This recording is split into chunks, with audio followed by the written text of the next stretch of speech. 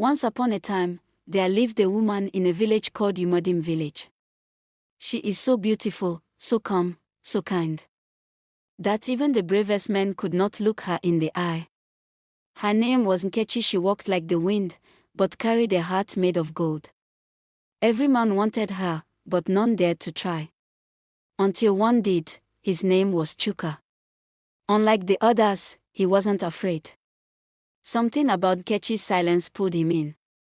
He greeted her one day with a shaky voice, and to his surprise, she smiled. That smile? It was the beginning of everything. It started as friendship. Soft, slow, pure. They would sit by the stream, talk about life, laugh like children.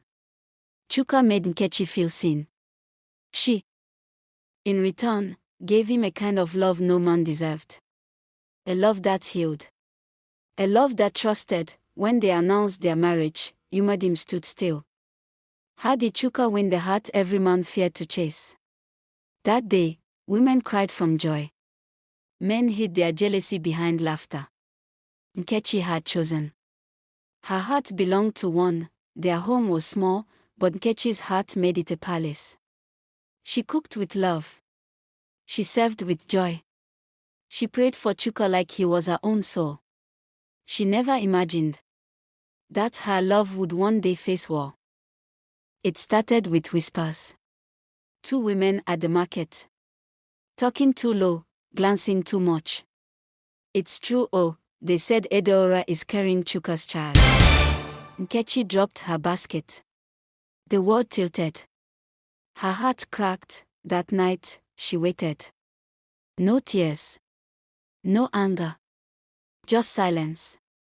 When Chuka walked in, his shirt smelling of Adora's perfume, she asked one question, is it true? He couldn't lie. He didn't even try. Her heart shattered. But not all of it. That night, something inside her woke up. A second heart. One that had been sleeping. This one didn't forgive. This one didn't cry. This heart whispered, let him feel what it means to lose something precious. She didn't scream. She didn't fight. She simply changed. Her silence became heavy. Her smile, sharp like a blade. Even Edeora could feel it. Nkechi was not broken. She was becoming something else. And Chuka, he had no idea what was coming. The first lesson came without warning. One evening, Chuka returned. And everything was gone. Nkechi, the baby, the warmth, all vanished. On the table, a note written with love and venom, you taught me pain. I will now teach you regret. No one knew where Nkechi had gone. One day she was here, the next like the wind, she vanished. Not even her own family knew. All that remained was a message soaked in pain, don't look for me. At first, Chuka thought it was a joke. A test. But days passed. Weeks. No sign of Nkechi. He searched, begged, cried. But Umudim had no answers for a man who broke a queen. Even Edeora began to look at him differently. Without Nkechi, Chuka thought he could find peace in Adora's arms. But Edeora wasn't love. She was possession. Control. She didn't want a man, she wanted to win. And now that she had him, she showed her teeth. Far from Umudim, Nkechi began a new life. Lagos welcomed her pain. She sold spices by day and cried by night. But the second heart within her, it never forgot. It was watching. Waiting. One evening, a letter came from Umudim. Chuka is sick. He's wasting away. He begs to see you, to see his child. For a moment, her first heart trembled. But her second heart, it smiled. She returned after 1 year. Nobody believed it. Nkechi, the woman who vanished like smoke, was back. But something in her eyes had changed. She wasn't here to love. She was here to finish what pain had started. Chuka looked like a ghost. Skinny. Silent. Broken. When he saw Nkechi, he whispered, "I'm sorry." But Nkechi didn't cry. She looked at him and replied, "Sorrow doesn't cure betrayal." Then she walked away. Nkechi didn't raise her voice. She didn't pour sand in food or fight. But her silence was heavy. Her presence louder than a scream. Even Edeora began to tremble because some wars are fought without words. Edeora planned a marriage celebration to claim Chuka as hers. But Nkechi's return poisoned it all. The women whispered, "She's not Nkechi." Edeora's pride turned to ash. Chuka was too weak to show up at the marriage ceremony. The villagers started to walk away because there was no groom. The elders tried to convince Nkechi to come back to her husband because of their daughters, but Nkechi stood before the elders, calm and proud. "I will raise this child alone," she said. "But let it be known, I was never the problem." That day, Yumadim chose sides. And Chuka, he lost more than love. He lost legacy. She wasn't just Nkechi anymore. She was a storm in heels. Calm, yes, but never weak. Her second heart was now fully alive. She had returned not just to forgive but to reset everything. Mama Ejima, the village herbalist, called for her. "There's something I never told you," she whispered. She handed Nkechi a note left by her late mother. A warning. About Chuka's family. About betrayal that was planned from the beginning. Nkechi read the letter. "Chuka's father once swore you'd never marry his son. Unless for shame." Suddenly, it made sense. The affair. The timing. Edeora was part of it. It was never just Chuka's weakness. It was a setup. She closed the letter. Her second heart didn't scream. It planned. This was bigger than a broken marriage. It was a blood game. And this time, she wouldn't just play. She would win. With Nkechi away, Edeora wore a fake crown.